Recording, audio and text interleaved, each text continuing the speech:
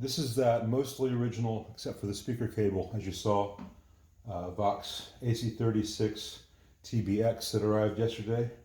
I've got the tubes in it that it came with, which are all TAD, tube amp doctor, which are usually very well sorted Chinese tubes. Never had a problem with them. Sometimes they'll be microphonic. That happens with all tubes.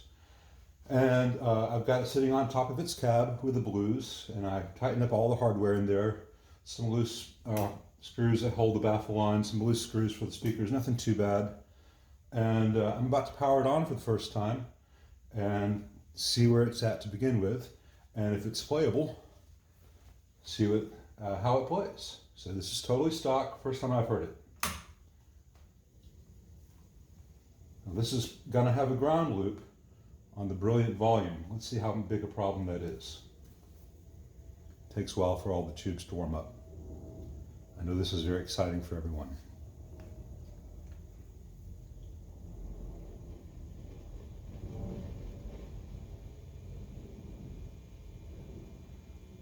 All right, hopefully you'll hear that through the microphone.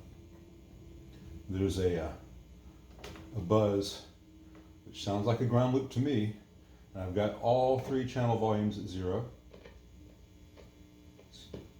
Looks like this dirty pot.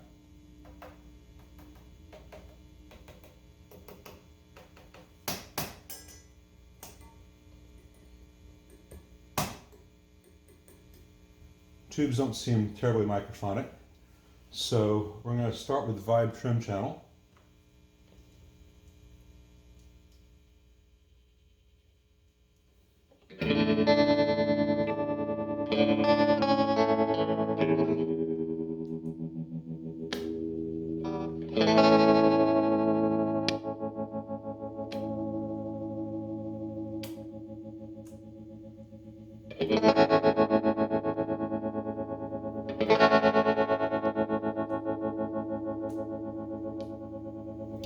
So both vibe and trim are working, all 3 speeds are working. This channel is always a little bit anemic.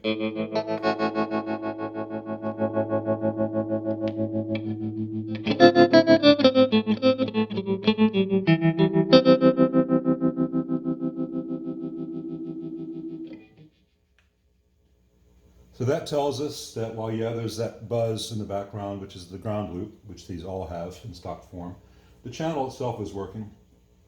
Real quick, I'm going to hit the strings 4 times so that I can sync up what the camera's recording to what the microphone's recording. I may edit this out, but you know, pay no attention to the man behind the curtain. And that'll be easy to sync up. So let's see what the normal channel is sounding like.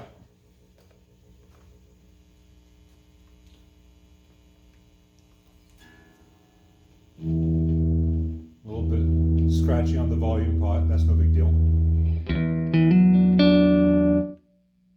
Now, something interesting on these in stock form, because the normal and brilliant channels are out of phase, the noise on them can be out of phase. So if you have a stock one, and say you want to use the normal channel like this, you can just turn the brilliant up a little bit and see if that noise in the background goes down. In this case, the buzz is not going away because it's a ground loop, not just the other issue. Let's see if the reverse happens, if the noise on the brilliant channel goes away when you bring the normal up. Little bit. Now that brilliant channel's got a lot of white noise. We'll look at that. Remember, that buzz you hear right now is with all 3 volumes off. So let's see what the normal channel is really sounding like.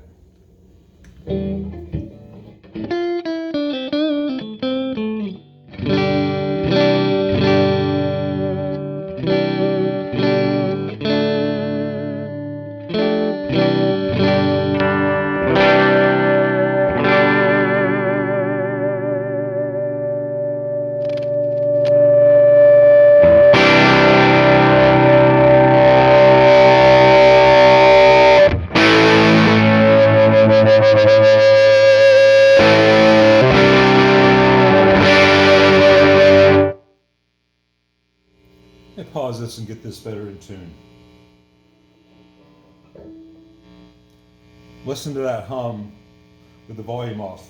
You should not hear that buzz at all. It should, some background noise from the channel having a lot of volume, but that buzz is why this amp came to me.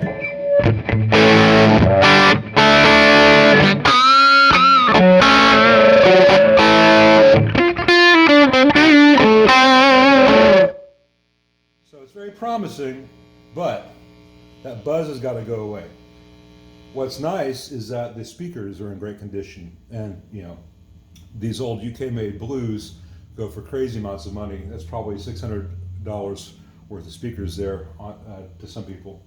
If you bought new ones, that'd be about $500 worth of speakers. So let's try the Top Boost Brilliant channel. Some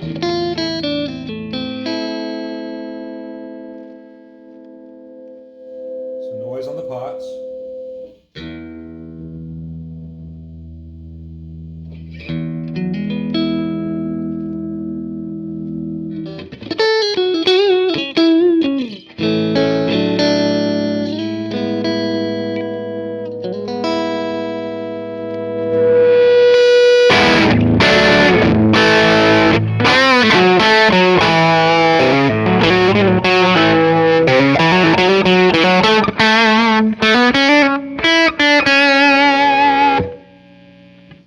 They do a lot more than just Beatles, but then again.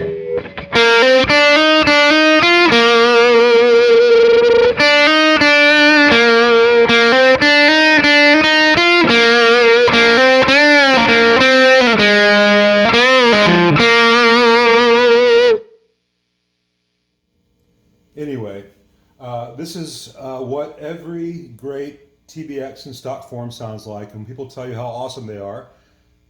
They kind of are, but unless you want to play around with stupid phase tricks to try to minimize that buzz, they have that awful buzz. And it's always in the background, and it's not just objectionable because it's in the background, but that is an actual frequency which is being imposed over every note you play. So no note you play with that frequency riding on everything is going to be entirely in tune, because it's going to be interacting with that frequency. And in the US, it's kind of between a B and a B flat, and so you get all kinds of weird harmonic undertones and overtones. As cool as this might have sounded in stock form to you just now, aside from the buzz, it will sound even better when that buzz is gone.